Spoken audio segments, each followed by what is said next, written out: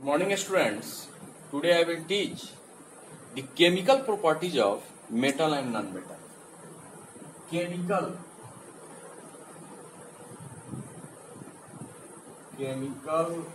properties of metal and non-metal. In previous classes, we have studied physical properties of metal and non-metal. Physical properties such as malleability, ductility, melting, boiling point, density, lustrous. आज हम लोग chemical properties के आधार पर metal non metal को difference. Chemical properties में खास करके इनकी रिएक्शन जो है इन्वॉल्व रहता है। जैसे पहला जो केमिकल प्रॉपर्टीज है, reaction with oxygen. Reaction with oxygen. Metal को अगर हम ऑक्सीजन से रिएक्ट कराएंगे तो क्या फॉर्म करेगा, नॉन मेटल को अगर ऑक्सीजन से रिएक्ट कराएंगे तो क्या फॉर्म करेगा। Metal combine with oxygen to form metal oxide. Metal अगर ऑक्सीजन से कंबाइन होगा तो मेटल का ऑक्साइड देगा,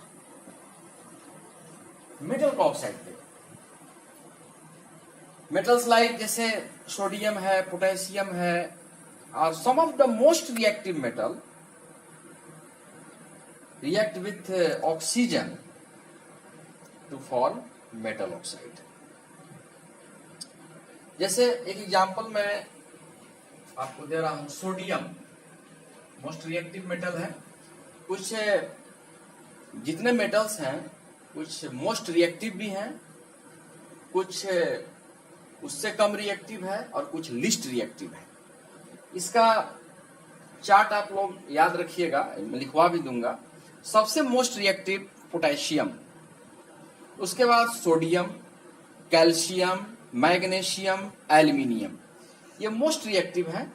एल्यूमिनियम के बाद जिंक तक मोस्ट रिएक्टिव एलिमेंट। उसके बाद आइए जिंक के बाद आयरन, टीन, लीड, ये जो है ये लेस मैंने थोड़ा सा उससे कम रिएक्टिव होते हैं। उसके बाद कॉपर, मरकरी, सिल्वर, उससे कम रिएक्टिव हो गया। गोल्ड और प्लेटिनम जो है लिस्ट रिएक्टिव आता है। तो सबसे पहले हम लोग देखेंगे कि मेटल को अगर ऑक्सीजन से रिएक्ट कराएंगे तो क्या देगा। तो मेटल को ऑक्सीजन से रिएक्ट कराए तो मेटल ऑक्साइड। इसका एग्जांपल मैं दे रहा हूं, सोडियम जो है मेटल है, इसको अगर हम ऑक्सीजन से रिएक्ट कराते हैं O2 तो ये मेटल का ऑक्साइड देगा, यानी सोडियम का ऑक्साइड देगा। और सोडियम ऑक्साइड का फॉर्मूला होता है Na2O। सोडियम का ऑक्साइड दे दिया। इसको बैलेंस भी कर लेंगे, क्योंकि ये जो एरो होता है, एरो के इधर वाले पार्ट को रिएक्टेंट बोलते हैं। इधर वाले पार्ट को क्या बोलेंगे, रिएक्टेंट। सीनियर क्लास में इसके बारे में पढ़ना है। और एरो के राइट साइड और इधर वाले पार्ट को प्रोडक्ट बोलते हैं।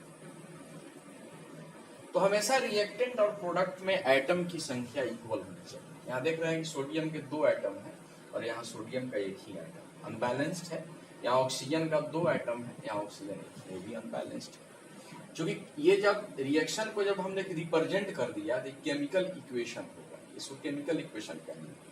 तो लिख रहे हैं Na+O2 Na2, केमिकल इक्वेशन हो गया। और इक्वेशन को कभी भी, चूंकि इक्वेशन 2 टाइप्स के होते हैं, बैलेंस्ड केमिकल इक्वेशन, अनबैलेंस्ड। तो ये अभी अनबैलेंस्ड है। इसको सबसे पहले अगर अनबैलेंस्ड केमिकल इक्वेशन है तो उसको बैलेंस करेंगे। तो बैलेंस करेंगे कैसे, तो देखेंगे कि दोनों में एटम की संख्या इक्वल होनी चाहिए। अब यहाँ 2 सोडियम है, यहाँ 1 ही है। तो यहाँ ऑक्सीजन 2 है, यहाँ 1 ही है। तो बैलेंस कभी भी पहले लगा करके हम लोग 1 2 3 जो भी लगाना है पहले यहाँ लगाएंगे, यहाँ, ऐसा नहीं कि साइड में लगा देंगे। अब यहाँ ऑक्सीजन देखेंगे कि 2 है, यहाँ ऑक्सीजन 1 ही है, तो यहाँ 2 लगा दीजिए, तो 2 ऑक्सीजन हो गया।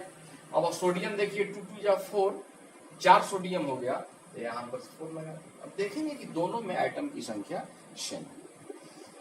तो सोडियम ऑक्सीजन से रिएक्ट करके सोडियम का ऑक्साइड दे दिया। बहुत सारे मेटल्स जैसे मैग्नीशियम है, इसको भी ऑक्सीजन से अगर हम रिएक्ट कराएंगे तो ये मैग्नीशियम का ऑक्साइड देगा। इसको भी हम लोग बैलेंस कर देंगे, 2Mg को लगा करके यहाँ 2 लगा देंगे, बैलेंस हो जाएगा। जिंक है Zn+O2, ये भी देगा ZnO, जिंक ऑक्साइड, इसको भी बैलेंस कर दीजिए, 2Zn 2 ऑक्सीजन 2 ऑक्सीजन। तो हम लोग ने देखा कि जितने मेटल्स हैं ऑक्सीजन से रिएक्ट करके मेटल ऑक्साइड, और इस मेटल ऑक्साइड में जैसे मान लीजिए सोडियम का ऑक्साइड, जैसे पहला ही हम लोग देखते हैं सोडियम ऑक्साइड है Na2O। अगर इस सोडियम ऑक्साइड को वाटर में डिजोल्व करते हैं, वाटर के साथ मिलाते हैं, जितने मेटल के ऑक्साइड दिए सबको वाटर में डिजोल्व कीजिए, सोडियम ऑक्साइड को वाटर में डिजोल्व करेंगे तो हम देखेंगे कि एक नया कंपाउंड देगा NaOH, सोडियम का हाइड्रोक्साइड। क्या देगा? सोडियम NaOH यानी सोडियम हाइड्रोक्साइड। इसको भी बैलेंस कर लेते हैं, 2 लगा दें, 2 सोडियम से 2 सोडियम, 1 ऑक्सीजन 1 2 ऑक्सीजन हो गया, 2 है। तो सोडियम हाइड्रोक्साइड जो हो गया, ये जो कंपाउंड दिया, यह एक बेस है, क्योंकि 7th क्लास में हम लोग एसिड बेस एंड सॉल्ट पढ़े थे, तो ये बेसिक नेचर शो करता है। यह सोडियम हाइड्रोक्साइड यह जो दिया वह बेसिक नेचर दिया, यानी हम देखें कि मेटल ऑक्साइड जो है, जब फॉर्म किया, जब उसको वाटर में हम डिजोल्व किए तो यह बेसिक नेचर देने लगा। सिमिलरली जैसे मैग्नीशियम ऑक्साइड है, जो मैग्नीशियम ऑक्साइड हम लोगों ने यहाँ बनाया है, इसको भी अगर वाटर में हम मिलाएंगे, डिफ्यूज करेंगे, तो ये भी देगा वो कंपाउंड जिसका नाम है मैग्नीशियम हाइड्रोक्साइड। क्या देगा? मैग्नीशियम हाइड्रोक्साइड, MgOH का होल टेस्ट, या मैग्नीशियम हाइड्रोक्साइड भी देगा, या सिंपली मैग्नीशियम ऑक्साइड भी देगा। ऑक्साइड हाइड्रोक्साइड ही लिखिए, MgOH का होल टेस्ट, हाइड्रोक्साइड ही बैलेंस करते हैं, MgO2 2 ऑक्सीजन 2 हाइड्रोजन। ये भी मैग्नीशियम हाइड्रोक्साइड, ये भी बेसिक नेचर है, ये भी बेसिक। जैसे यहाँ पर जिंक है, सारे मेटल्स ऑक्सीजन से रिएक्ट करके मेटल का ऑक्साइड देगा, और मेटल के ऑक्साइड को अगर हम वाटर में डिसॉल्व करेंगे तो वह बेसिक नेचर। तो हम कह सकते हैं एक डिफरेंस हम लोगों ने देखा प्रॉपर्टीज मेटल का। अब नॉन मेटल के साथ क्या होता है वो चीज देखते हैं। अब हम लोग पढ़ेंगे कि नॉन मेटल के साथ अगर ऑक्सीजन रिएक्ट करता है, क्योंकि मेटल के साथ तो देख लिया कि metal react with oxygen to form metal oxide dissolve in water to form base, इसलिए metal oxide in basic।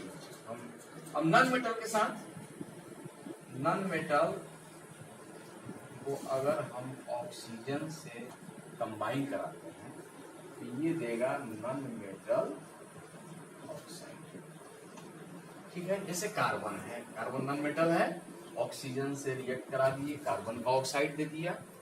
Sulphur है नॉन मेटल, ऑक्सीजन से रिएक्ट करा दिए, सल्फर का ऑक्साइड दे दिया। अब इस कार्बन के ऑक्साइड को, जैसे कार्बन का ऑक्साइड है, मान के चलिए इसमें अगर हम वाटर डिजोल्व करा देते हैं तो ये देगा H2CO3, CO2 plus H2O, H2CO3, carbonic acid. क्या है ये? Carbonic acid. फिर सल्फर का ऑक्साइड है, H2O हो गया, तो ये दे देगा H2SO3, ये भी है सल्फ्यूरस एसिड। तो हम लोग ने देखा कि जब उसको वाटर में मिलाएंगे तो ये एसिडिक नेचर देगा। ये जो दिया, ये जो है ये आपका कार्बोनिक एसिड है, कार्बोनिक एसिड यानी एसिडिक प्रॉपर्टीज देता है। ये जो दिया H2CO3, इसका नाम है sulphurous, SULPHOROUS, sulphurous sulphurous.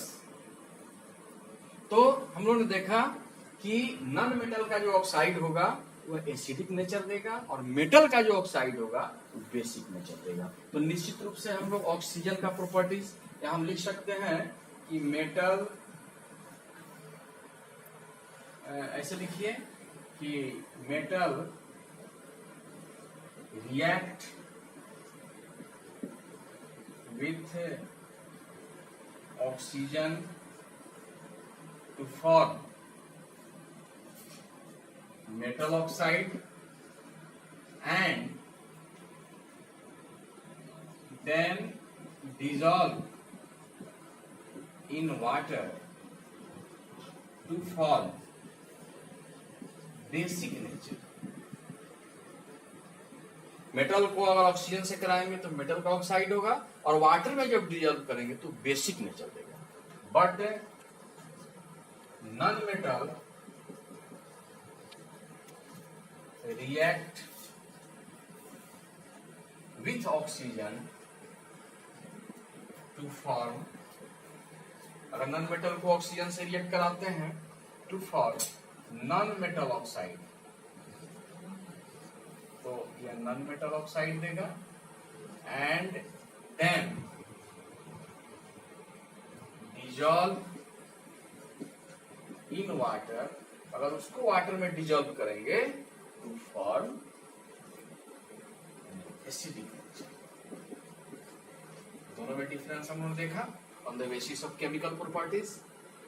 Chemical properties में ऑक्सीजन से रिएक्ट कराएंगे। दूसरा जो प्रॉपर्टीज है,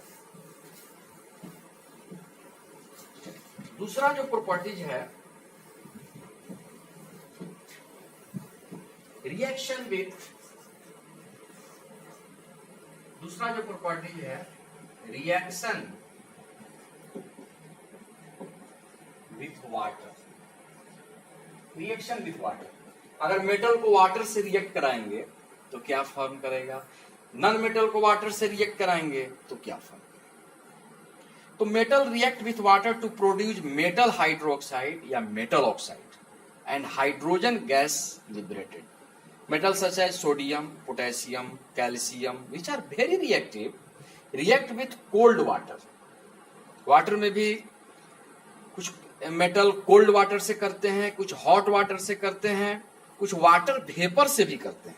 a large amount of heat is evolve in this reaction. अब मेटल जैसे सपोज कीजिए तो हम जैसे इसको हम लिखते हैं पहले कि metal react with water to form metal hydroxide or metal oxide and hydrogen gas is liberated। Hydrogen gas is evolve. जैसे सपोज कीजिए कि जैसे कोई मेटल है, जैसे हम ले लिए मैग्नीशियम, Mg मेटल है, उसको वाटर से रिएक्ट कराए H2O। जैसे ही वाटर से रिएक्ट करेगा तो ये मैग्नीशियम, मैंने दोनों बात लिखा है कि मेटल का हाइड्रोक्साइड भी देगा, मेटल का ऑक्साइड भी देगा। तो जो हाईली रिएक्टिव मेटल है जैसे सोडियम है, पोटेशियम है, वो मेटल का हाइड्रोक्साइड देगा। और जो लेस रिएक्टिव है जैसे एल्यूमिनियम है, आयरन है, आपको जिंक है, ये सब मेटल का ऑक्साइड देगा। बिल्कुल समझ में आ गई बात। जैसे मैग्नीशियम है, ना बहुत ज्यादा हाईली रिएक्टिव है, ना बहुत ज्यादा लेस रिएक्टिव, तो यह जैसे मैग्नीशियम का ऑक्साइड दे देगा, जो बहुत ज्यादा हाईली रिएक्टिव नहीं है, और इसके साथ हाइड्रोजन गैस लिक्विड। इस साइन जो हम देख रहे हैं, ये sign represent the product evolve in gas. और अगर ये तीर का साइन नीचे की तरफ हो, जैसे अगर ऊपर की तरफ है तो ये शो करेगा गैस जब इवॉल्व करेगा तब देंगे। अगर ये नीचे की तरफ अगर लिखा हुआ है कहीं, तो ये समझ लीजिएगा कि प्रिसिपिटेट का फॉर्मेशन दिखा है, कोई प्रिसिपिटेट बना है। तो यहाँ हाइड्रोजन गैस लिबरेट कर रहा है। सोडियम है, मान के चलिए रिएक्टिव है, या H2O से रिएक्ट किया वाटर से, तो इस सोडियम का हाइड्रो ऑक्साइड देगा, ऑक्साइड नहीं देगा, हाइड्रो ऑक्साइड देगा, और इसमें H2 गैस इसमें भी रिएक्ट करेगा। जैसे सपोज कीजिए कि आपका कोई दूसरा मेटल है, जैसे एल्युमिनियम है, इसको वाटर से रिएक्ट कराएंगे, ये हाईली रिएक्टिव नहीं है, ये देगा एल्युमिनियम का हाइड्रोक्साइड नहीं, ऑक्साइड देगा Al2O3, और इसमें भी हाइड्रोजन गैस। तो निश्चित रूप से हम समझ गए कि मेटल वाटर से रिएक्ट करके दोनों देता है, हाइड्रोक्साइड भी देता है, ऑक्साइड भी देता है। हाइड्रोक्साइड जो ज्यादा रिएक्टिव है, ऑक्साइड देगा जो लेस रिएक्टिव। कुछ मेटल्स तो रिएक्ट ही नहीं करता, गोल्ड और प्लेटिनम, ये हम लोग जान गए हैं नोबल मेटल है, तो इससे रिएक्ट नहीं करता। नॉन मेटल वाटर के साथ जनरली रिएक्ट नहीं करता है। तो मेटल का हो गया, और हम लिखेंगे non metal do not generally react with water।